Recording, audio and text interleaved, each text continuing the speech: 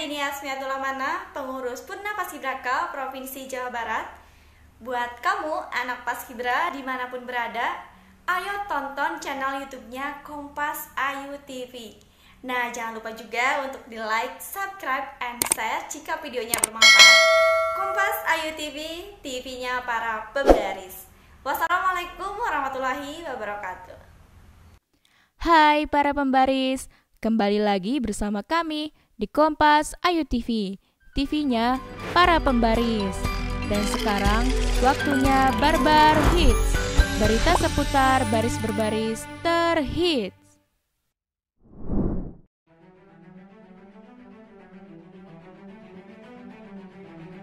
Pembaris, sambil menunggu info terbaru tentang pengibaran bendera di istana, ada baiknya kita mengetahui terlebih dahulu tentang serba-serbi dunia paskibraka. Karena meski sering hadir dalam setiap hari-hari besar Indonesia, namun terkadang masih banyak juga yang belum mengetahui secara jelas tentang sejarah hingga makna lambang paskibraka. Hal tersebut pastinya bikin kamu penasaran dong pembaris. Sebenarnya apa aja sih yang patut kamu ketahui tentang sejarah paskibra? Mari kita bahas tuntas di Barbar Hits episode ke-7 ini. Awal mula terbentuknya paskibraka. Terbentuknya paskibraka punya sejarah panjang loh pembaris. Sejarah panjang paskibraka dimulai pada tahun 1946. Kala itu, Presiden Soekarno memanggil ajudannya yang pada saat itu ialah Mayor Laut Husein Mutahar. Sang presiden memberi perintah untuk segera melakukan upacara detik-detik proklamasi yang diadakan di daerah istimewa Yogyakarta, yang tepatnya berada di Istana Presiden Gedung Agung Yogyakarta. Perintah langsung dari Presiden Soekarno lantas membuat Mayor Laut Husein Mutahar bergegas mencari cara bagaimana untuk memperingati detik-detik proklamasi. Mayor Husein Mutahar langsung terbesit kalau peringatan hari penting tersebut harus melibatkan dan dilakukan oleh pemuda-pemudi bangsa dari penjuru Nusantara. Menurut Mayor Laut Husein Mutahar, hal tersebut merupakan bentuk perwujudan bahwa para pemuda-pemudi tersebut kelak akan menjadi pemimpin bangsa Indonesia.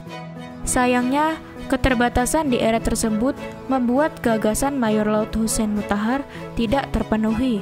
Infrastruktur transportasi antar pulau yang pada masa itu masih belum berkembang, membuat Mayor Laut Husein Mutahar hanya bisa menghadirkan 5 orang yang mana terdiri dari 3 pemuda dan 2 pemudi.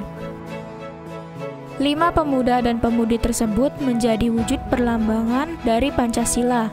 Kelima pemuda-pemudi tersebut berasal dari berbagai daerah, yang saat itu kebetulan saja sedang berada di Yogyakarta. Formasi 5 pemuda-pemudi tersebut pun tetap dilakukan sampai upacara detik-detik proklamasi di tahun 1949 yang berlokasi di Yogyakarta. Akhirnya, formasi 5 tersebut dinamakan Pasukan Penggerek Bendera.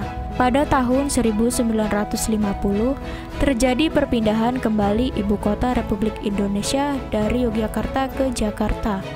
Sejak itu, Mayor Laut Husein Mutahar tidak lagi mengemban amanah sebagai pembina pasukan penggerak bendera.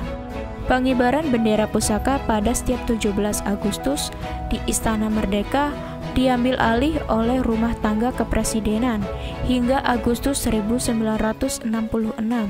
Selama di Jakarta pun pasukan penggerak bendera adalah para pelajar dan mahasiswa dari seluruh Indonesia yang saat itu sedang berada di Jakarta. Pada masa kepemimpinan Presiden kedua, yakni Soeharto pada tahun 1967, Husein Mutahar dipanggil untuk menangani masalah pengibaran bendera pusaka. Ketika mendapat tugasnya kembali, Mayor Laut Husein Mutahar merealisasikan idenya mengenai pasukan penggerek bendera pada tahun 1946. Sama dengan formasi barisan yang digunakan saat ini. Dalam periode 1946 sampai 1950 masih digunakan formasi 5. Baru pada tahun 1967, Hussein Mutahar mengembangkan formasi pengibaran menjadi 3 kelompok. Penamaan kelompok itu berdasarkan filosofi Hari Kemerdekaan Indonesia, yaitu 17 Agustus 1945, dan berjumlah sesuai filosofi itu. Pasukan 17 disebut juga pasukan pengiring, pemandu. Pasukan 8 disebut pasukan inti, pembawa bendera. Pasukan 45 disebut pasukan pengawal. Pada waktu itu, situasi masih belum memadai untuk memanggil perwakilan seluruh wakil dari provinsi-provinsi di Indonesia. Hussein Mutahar hanya memanggil putra daerah yang saat itu sedang belajar di Jakarta. Rencana awal Hussein Mutahar adalah melibatkan mahasiswa Akabri untuk menjadi pasukan 45, tapi tidak memungkinkan. Usulan lain menggunakan pasukan khusus ABRI kala itu, namun sangat sulit.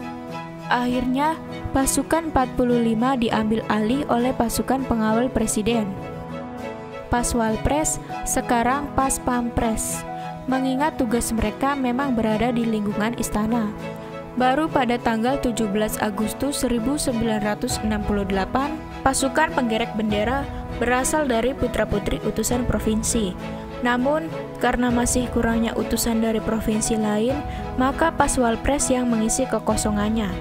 Pada tahun berikutnya, yaitu 5 Agustus 1969, Presiden Soeharto membagikan duplikat bendera pusaka dan naskah proklamasi ke seluruh gubernur di Indonesia, agar mereka dapat melaksanakan secara baru pada 17 Agustus 1969.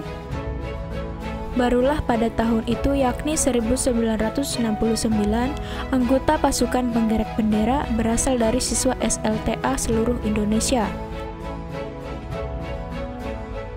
Pada tahun 1973, Idik Sulaiman melontarkan sebuah nama untuk mengganti istilah pasukan penggerek bendera pusaka menjadi Paskibraka atau pasukan pengibar bendera pusaka.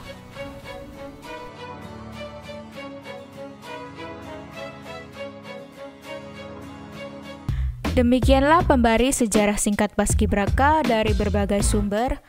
Untuk episode selanjutnya, kita akan membahas sejarah lambang Paskibraka. Pantengin terus YouTube channel Kompas Ayu TV.